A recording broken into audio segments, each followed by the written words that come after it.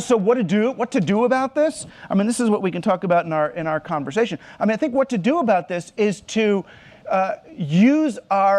develop technologies that are optimized more for the velocity of transaction, for the velocity of money rather than the extraction of capital. Traditionally, there are three factors of production: land, labor, and capital. And right now, young developers in particular, as soon as they have a good idea, they go to the capitalist, who then becomes his new daddy figure or something. And they do everything in the name of capital and forget about the land and labor. And that's why we have a disenfranchised labor force. It's why we have are we still allowed to talk about global warming and climate change? And we have a climate that some scientists suspect may be changing. So I came up with some really simple ideas for what to do. I mean, let's call them principles.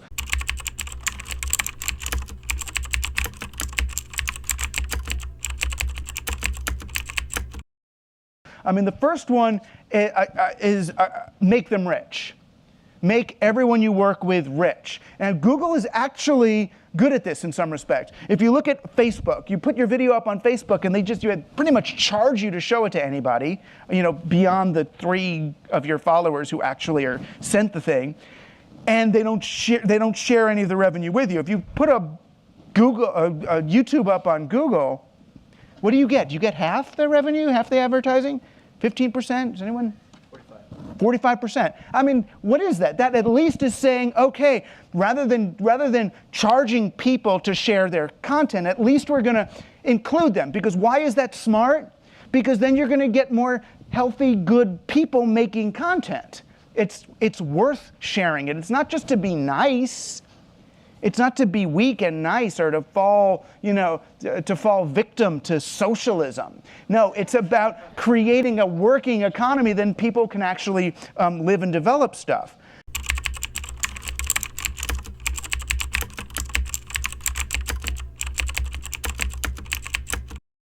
Another way to think about this is to look at the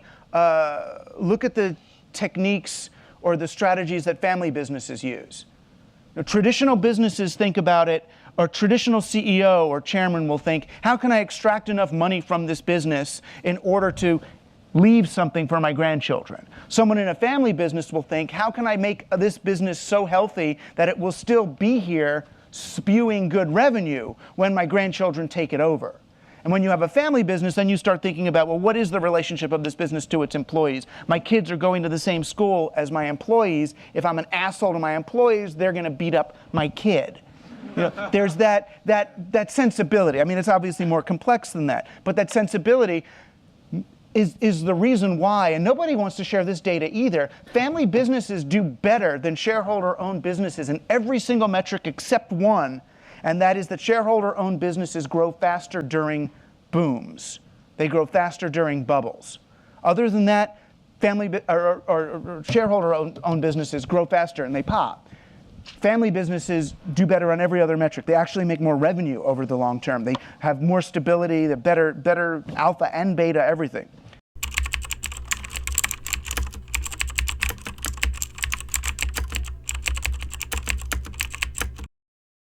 Another thing to look at is whether it's possible, and how could it be possible for a business to become a steady state business. It's what John Stuart Mill talked about actually back when, that an economy reaches a carrying capacity, and once it does, you have to start thinking about how do you maintain a steady state, this sort of an equilibrium state. How could a company, is it even possible for a company to reach a certain level of sustainability and then stay there? I did a talk for one of the, we'll just call it, one of the world's very biggest soft drink companies. And it was right after they did their shareholder rally thing, and then I came. And for the shareholder rally, they got the shareholders and the executives and the vice presidents all shouting 4.3, 4.3, which was the growth rate that they wanted to hit that year. They had banners coming down from the thing. And I got up there and I said, you guys are one of the 50 biggest companies in the world. If you need to grow at 4.3% in order to be okay, then we're all doomed. So how do you get to a steady state? I mean, and that's thinking now in terms of things like dividends, letting your employees work less. If you start thinking about land and labor as participants rather than just the people who've given the capital, then all of a sudden you can start to see, oh, we've gotten more efficient. Oh, there's ways to share the wealth and to sustain a company. But you've got to bring in different sorts of investors. It's what, look at the way Unilever's talking to its investors now, saying, we're not going to give you that kind of growth. If you want that, go. It's scary, but those ones go and other investors come in, ones who understand that in order to have a planet, we're going to have to think of another way to do this. I'm arguing that companies learn to experiment. You can't go to a company and say, oh, go from this company to be one of those kind of companies. But you can slip things in, call it public relations. Right, so I went to a bank and I was arguing that what they should do is rather than give say $100,000 to a pizzeria that wants to expand, why don't you give $50,000 to the pizzeria contingent on their ability to crowdsource $50,000 from their community? And then you can give them the tool, give them an app or something that lets them do that. And the way they crowdsource would be, if you give $100 to the pizzeria today, you get $120 of pizza at the restaurant when the expansion is finished. So now you've gotten a 20% return on your value, on your money in less than a year.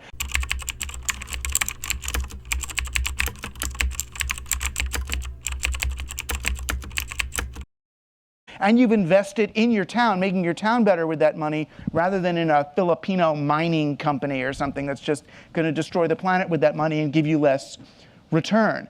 Meanwhile, the bank now is seen not just as the extractor of capital and value from the community, not just as the bank, but as a facilitator of local economic reinvestment, as someone who has an expertise in the flow of money rather than just a monopoly on the extraction and loaning of money, which is something really important for banks to be able to develop as we move into a world where people can't borrow money and where there's going to be some, hopefully, a shift towards local economic activity. But you don't tell Chase, this is your new policy. You tell Chase, wouldn't this be an interesting thing to try in Lansing, Michigan for a 6-month period as a public relations thing and get MSNBC to come in and do something about this trial? They do little trials. When the little trials work, they swallow the company. Or they can. Remember GM with Saturn? That was a trial. And what if we're actually nice to labor and build good cars and, and have customer service? And it got so good that GM had to shut it down. That the people in regular GM got mad. The same way people at Delta got mad at Song Airlines because Song was doing all this stuff that Delta couldn't do.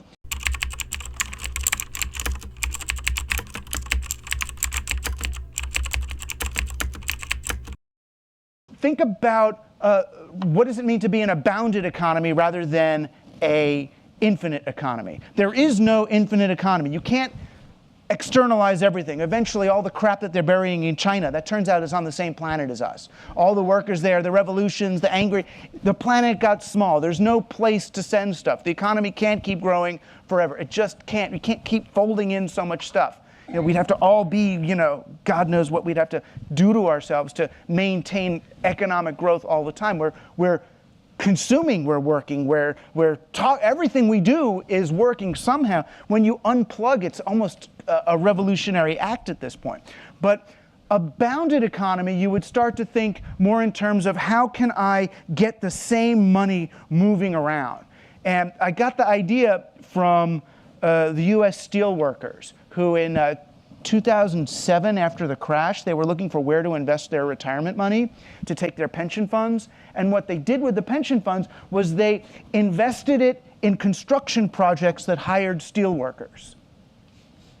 And people got really upset at this at first, saying, wait a minute, are they allowed to do that? This is like double dipping. You're putting your investment money in a project that then's going to pay you back the money as salary? Are you even, of course they're allowed to do that. And then they thought, well, why don't we now triple dip?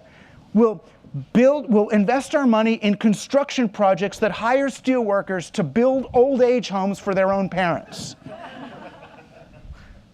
Which they did. So now they're triple dipping, and it sounds illegal, but it's not. That's the way money works if you think of it as bounded. How do we initiate that boomerang effect in money? And the only way to really do that is to create some sense of boundary. And this is where, although misguided and mentally ill, this is where Trump's notion of nationalism actually does make some sense. That people do have an instinctual understanding that the global economy doesn't serve human beings in scaled communities. So they want to try to get, how do we get boundaries? How do we, nationalist boundaries are fake. What you really want are city-state boundaries. You want urban boundaries. Nationalism itself was a construct. The nations, those lines, those are not organic groupings of people.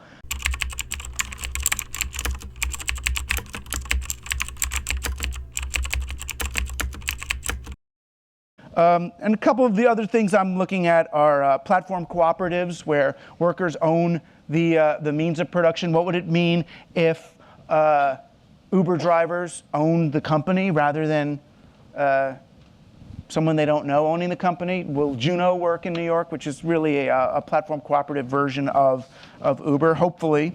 And currencies. I'm really interested in local and alternative currencies and using them for exchange between people. If money has gotten too expensive, then screw their money and if you've got people with needs and people with skills, they can begin to exchange value. They just need a way to keep track of it. And I don't mean Bitcoin, which is just digital gold. It is another scarcity-based currency. You could use the blockchain to, if you really don't trust people, you can use the blockchain to create a public verifiable ledger. But Bitcoin does not engender trust between people in new ways. Right? Bitcoin it substitutes for trust in a new way. So as I see it, and as we try to evolve towards a more communitarian, social, peer-to-peer economic world.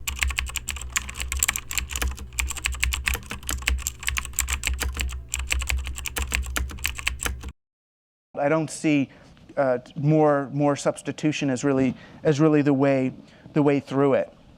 But I mean, as you can tell, the whole argument I'm making, which is really my original cyberpunk argument of 1994, if anything, is we have to stop thinking of ways to optimize human beings for digital technology and instead look at ways to optimize digital technology for human beings.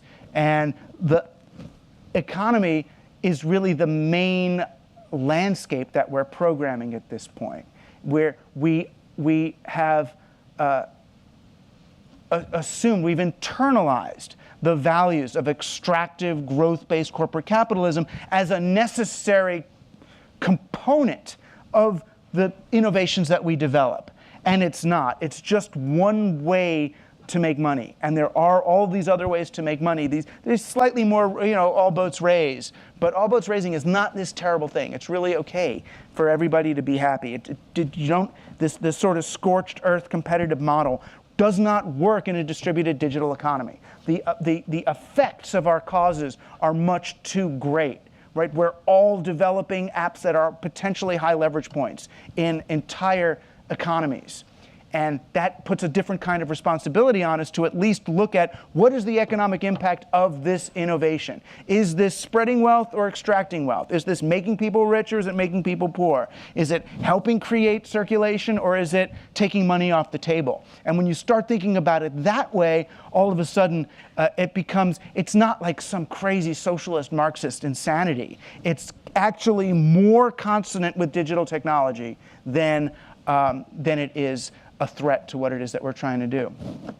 Okay, good. Thanks.